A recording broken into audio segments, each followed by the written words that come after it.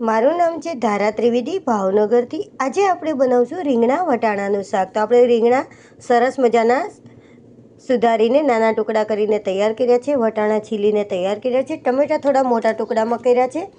વાટેલું લસણ તૈયાર છે. અને આપણે કઢાઈમાં જ આપણે રીંગણાનું શાક કરશું. કઢાઈનું શાક હંમેશા એકદમ ટેસ્ટી.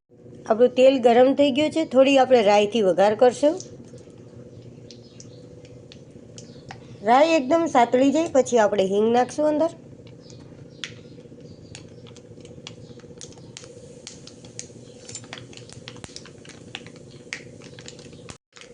આપણું તેલ એકદમ સરસ થઈ ગયું છે.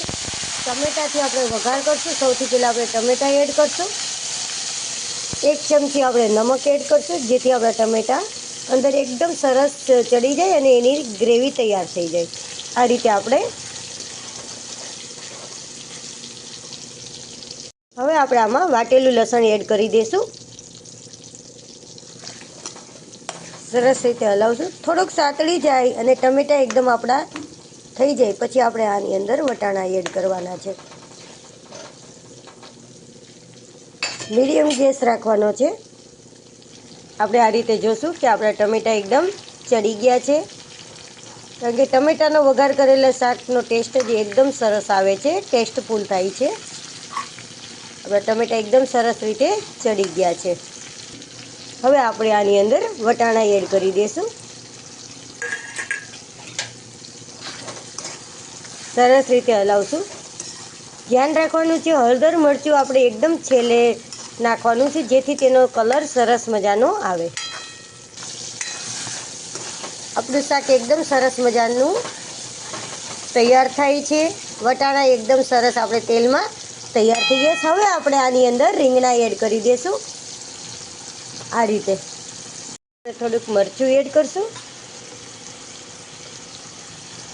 હળદર, મરચું, નમક બધો મસાલો આપણે એડ કરી દઈશું. આ રીતે ધાણા જીરું, હળદર, મરચું, ધાણા જીરું આપણે બધો મસાલો એડ કરી દીધો છે. ધીમેથી આપણે હલાવશું અને ધીમા ગેસે આપણે આને ચડવા દઈશું. જો તમે રસાવાળું શાક કરતા હો તો તમારે થોડુંક પાણી નાખવાનું છે, પણ બહુ રસો પસંદ ન હોય તો થોડુંક જ પાણી આપણે એડ કરવાનું છે.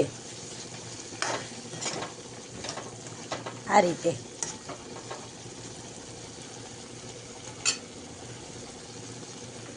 કઢાઈનું શાક એકદમ ટેસ્ટફુલ થાય છે. 1 કપ જેટલું પાણી એડ કરશું અને શાકને સરસ રીતે ચડવા દઈશું. તૈયાર છે આપણું રીંગણા વટાણાનું શાક. કોથમીરથી આપણે હવે એને સજાવશું.